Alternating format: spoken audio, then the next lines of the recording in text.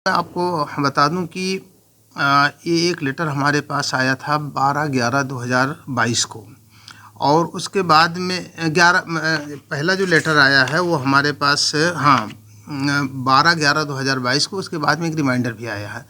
उसमें सिर्फ कश्मीरी नहीं बल्कि हमसे पूरी यूनिवर्सिटी में कुल total number of the students कितने हैं, कश्मीर के कितने स्टूडेंट्स हैं, उन्होंने एक प्रोफार्मा दिया कि इस प्रोफार्मा के ऊपर हमें पूरी इन्फॉर्मेशन अवेलेबल करा दीजिए। ये लेटर आया है पुलिस अधीक्षक प्रज्ञान अलीगढ़ डिस्ट्रिक्ट के सिग्नेचर से। और एक दूसरा सिर्फ यही नहीं कि सिर्फ कश्मीर के या दूसरे लड़कों के बारे में आया है, बल्कि जो हमारे और दूसरे स्टेट्स हैं, नॉर्थ ईस्ट स्टेट हैं, अरुणाचल प्रदेश है, असम है, मणिपुर है, मेघालय, मिजोरम, त्रिपुरा, नागालैंड के यहाँ के जितने भी स्टूडेंट यहाँ पर पढ़ रहे हैं, उसी पैटर्न में तकरीबन उनके बारे में भी ये डिटेल इन्फॉर्मेशन मांगी गई है। और ये information basically data based information कहलाती है, जो यूनिवर्सिटी के पास अवेलेबल रहती है, वो तकरीबन हर साल ये जाती है।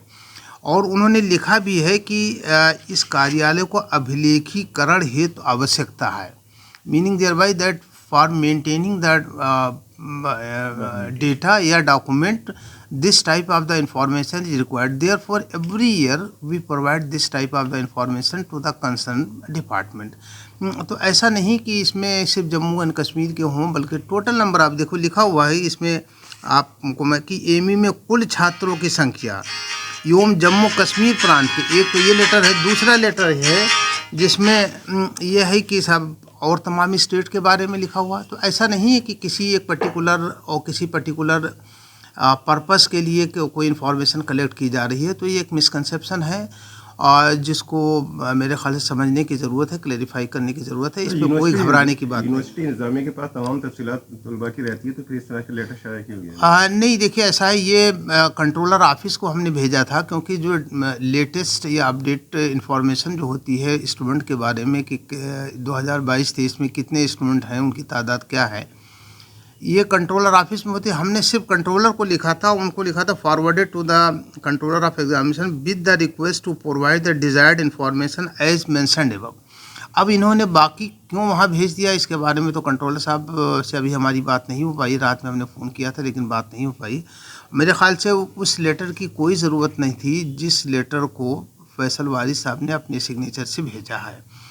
और मैं उसके बारे में कंट्रोलर साहब से बात करूँगा। 24 तारीख में जो लड़ाई हुई थी कश्मीर तालिब इल्म से, उसके बाद ये एक्शन लिया गया या नहीं, ऐसा नहीं है। ये तो पहले का लेटर है 12/11, और इसका उससे कोई मतलब नहीं है। ये तो एक डेटाबेस इन्फॉर्मेशन मैंने कहने कि हर साल जाती है और तमाम स्टूडेंट के बारे में जाती है। और चूँकि जम्मू कश्मीर है, नॉर्थ ईस्ट से एक स्पेशल स्टेट्स अब तक के माने गए हैं, तो इसलिए उनके बारे में ख़ास तौर से मांगते हैं कि पूरी इन्फॉर्मेशन हमारे पास रहनी चाहिए, ताकि कभी कोई बात हो, उनकी सेफ्टी, सिक्योरिटी, उनके वेलबीइंग, वेलफेयर स्कीम, तमाम सारी चीज़ें होती हैं। तो हो सकता है कि गवर्नमेंट को और डिस्ट्रिक्ट अथॉरिटीज़ को इन सारी चीज़ों की जानकारी हो। चूँकि ये पुलिस डिपार्टमेंट से आया है, तो हम ये मान के चलते हैं कि उनकी सेफ्टी सिक्योरिटी के लिए ज़रूरी है कि भाई उनके पास पूरी डिटेल इन्फॉर्मेशन रहनी चाहिए। और इसी पर्पस से उन्होंने इस इन्फॉर्मेशन को मांगा और हम देते हैं। ये किस तरह के बॉन्ड भरवाए जा रहे हैं और क्या मकसद लग रहा है? जी, पहली बात तो ये है कि ये मुझे 10-12 साल यहाँ मुझे भी हो गए हैं एनरोल। तो जैसे इंतजामिया से बात हुई था, उनने ये बोला कि हम पहले भी भरवाते हैं। तो मैं पहली बार ये देख रहा हूँ कि ऐसी इन्फॉर्मेशन ली जा रही है, ठीक है। तो दूसरा, हमें पहले तो इस इन्फॉर्मेशन के बारे में एग्जैक्ट पता नहीं है क्यों ली जा रही है, वाई क्यों ले रही है, क्योंकि इस पे जो मेंशन है कि सुपरिटेंडेंट ऑफ पुलिस को जानी है। तो हम खुद इस बात से चिंतित हैं कि ये क्यों ली जा रही है इन्फॉर्मेशन। तो क्या आपको लग रहा है कि इससे पहले क्या इस तरह की इन्फॉर्मेशन ली जा रही है, इसके पीछे क्या मंशा है इनकी? मंशा तो हम नहीं बता सकते, मंशा तो हमें या एडमिनिस्ट्रेशन वाले ही वो बताएंगे, क्योंकि हमें खुद इस बात का नहीं बताया गया है कि ये इन्फॉर्मेशन क्यों ली जा रही है। अगर हमें डिटेल में इसके बारे में बताते तो एटलीस्ट हम कुछ बोल पाते इसके बारे में कि क्यों ली जा रही। और स्टूडेंट सारे वरीड हैं इस चीज़ को लेके कि ये पहली बार ऐसा हो रहा है। क्या आपकी तफसीलात यूनिवर्सिटी इंतजामिया एडमिशन ब्लॉक पर नहीं है जो दोबारा ली जा रही है? एग्जैक्टली देखो, पहली चीज़ तो है कि स्टूडेंट्स की जितना भी डाटा है वो यूनिवर्सिटी इंतज़ामिया के पास है, यूनिवर्सिटी कंट्रोलर के पास है, इनफैक्ट के DSW के पास है। तो स्टिल उस लेटर को स्टूडेंट के पास भेजना, स्टूडेंट के उस पर, तो ये तो मैं तो ये कहता हूँ कि पहले तो ये इन्फॉर्मेशन राइट टू प्राइवेसी को वायलेट कर रही है, ठीक है। अगर ऐसी डिटेल, उसके फ़ोन नंबर भी लिए जा रहे हैं, अगर यूनिवर्सिटी देना चाहे तो वो अपने इंडिविजुअल लेवल पे भी दे सकती है, लेकिन स्टूडेंट को इन्वॉल्व क्यों कर रहे हैं, तो इसका ये समझ नहीं आ रही है हमें। ये आप लोगों से बॉन्ड भरवाए जा रहे हैं और क्या मामला लग रहा है आपको? देखिए, ये फॉर्म 31 को रिलीज़ हुए हैं और हमारे पास कल ही या परसों आ गए हैं। तो इसमें इन्होंने डिटेल्ड इन्फॉर्मेशन मांगी है JNK स्टूडेंट्स की। उसमें हमारे नाम, हमारे पेरेंट्स के नाम, कॉरस्पॉन्डेंस एड्रेस और परमानेंट एड्रेस के साथ साथ फ़ोन नंबर भी मंगवाए हैं इन्होंने। तो ये नोटिफिकेशन पे ये लिखा गया है कि ये जो इन्फॉर्मेशन जाएगी ये SP अलीगढ़ को जाएगी। तो ये इस तरह की कोई एक नोटिफिकेशन 31 को आई है। क्या लगता है आपको इसके पीछे क्या मंशा हो सकती है? उनका कहना ये है कि हम सभी स्टूडेंट से भरवा रहे हैं। देखिए, हमें सभी स्टूडेंट्स का तो पता नहीं, खैर हम ये कहेंगे कि हम JNK स्टूडेंट्स की मैं बात करूं, इससे पहले हमारे ऐसे कोई इन्फॉर्मेशन नहीं ली गई है। ये आज पहली बार हो रहा है। और इसके साथ साथ मैं ये भी बताता चलूँ कि हाल ही में जो जम्मू कश्मीर के लड़कों के साथ एक इशू रेज़ हुआ था, उसको लेके ऑलरेडी जम्मू कश्मीर के स्टूडेंट जो थे वो परेशान हैं, जहनी दबाव में चल रहे थे।